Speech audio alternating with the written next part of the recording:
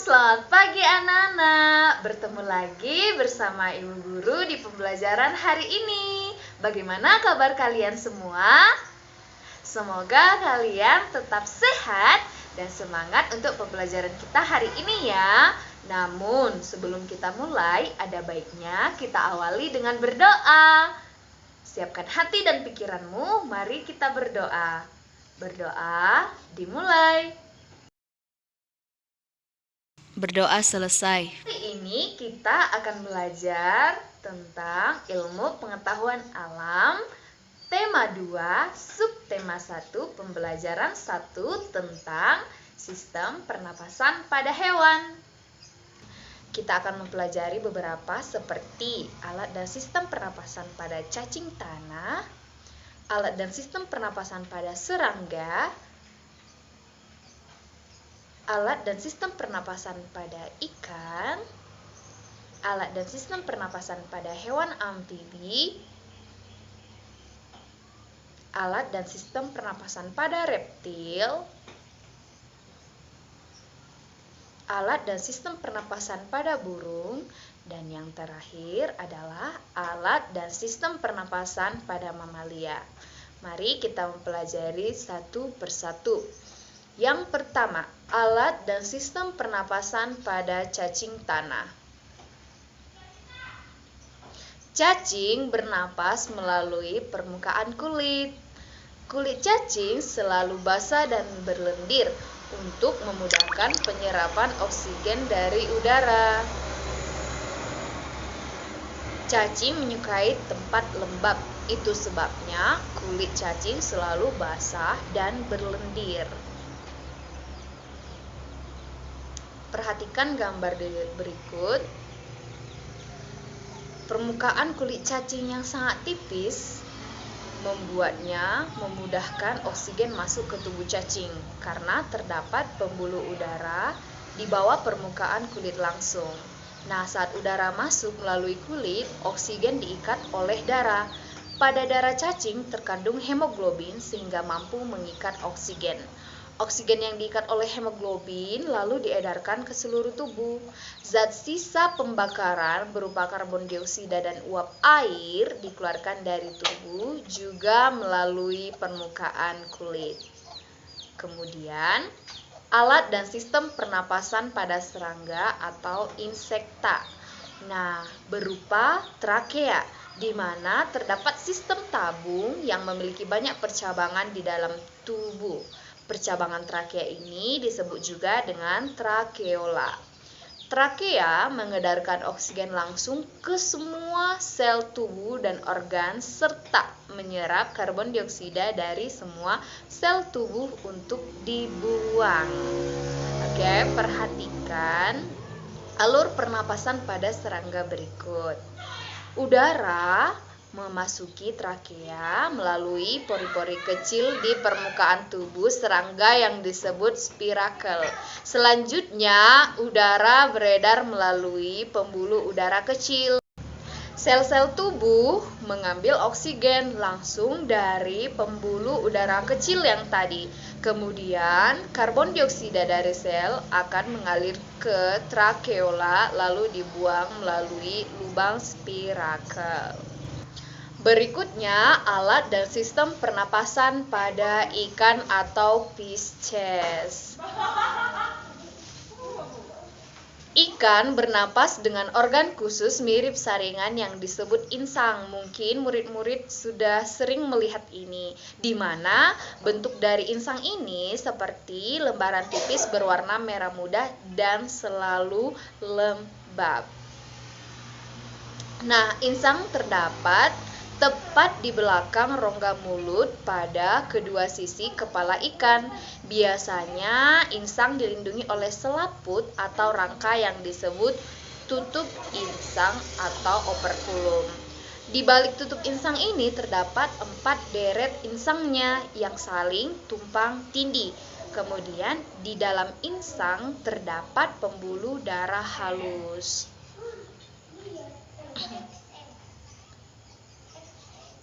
Pembuluh darah itu dapat menyerap oksigen yang terkandung dalam air dan melepaskan karbon dioksida dari darah. Insang juga berfungsi sebagai alat pengeluaran garam-garam dan sebagai penyaring makanan. Untuk memperoleh cukup oksigen, maka mulut ikan dan insang saling bekerja sama. Seperti pompa isap air, pertama-tama tutup insang menutup secara bersamaan, mulut terbuka dan dinding mulut akan mengembang. Saat itulah air terisap masuk. Kedua, rongga mulut menyempit dan mulut menutup. Secara bersamaan, tutup insang terbuka. Akibatnya, air keluar dari mulut dan melewati si insang. Saat itulah oksigen dari dalam air terserap dan karbon dioksida dikeluarkan. Perhatikan gambar berikut. Pada gambar kiri di atas ditunjukkan saat pernapasan dimulai.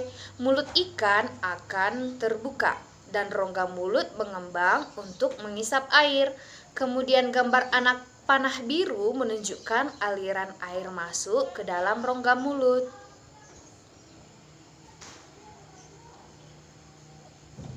Gambar sebelah kanan menunjukkan saat berikutnya mulut ikan menutup dan tutup insang membuka. Gerakan mulut ikan dan tutup insang itu secara bersamaan memompa air keluar dari rongga insang. Anak panah biru menunjukkan aliran air keluar melalui si insang. Keempat, alat dan sistem pernapasan pada hewan amfibi. Seperti yang sudah kalian tahui, hewan amfibi adalah hewan yang dapat hidup di dua alam, yaitu darat dan air.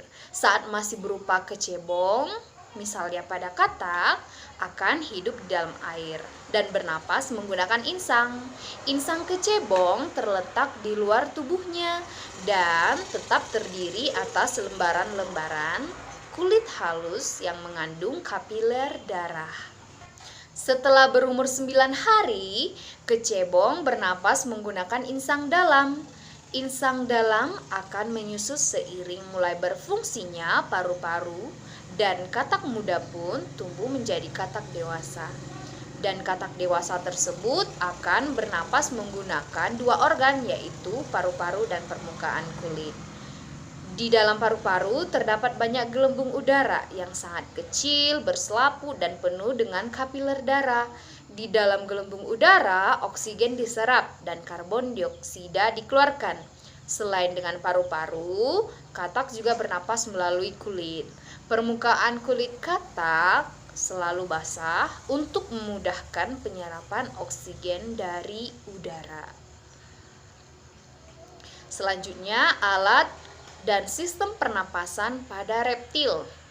Hewan yang termasuk jenis reptil antara lain ular, kadal, cicak, buaya, dan biawak. Reptil bernapas hanya dengan menggunakan paru-paru, di mana udara akan masuk melalui hidung, kemudian ke batang tenggorokan, lalu ke paru-paru.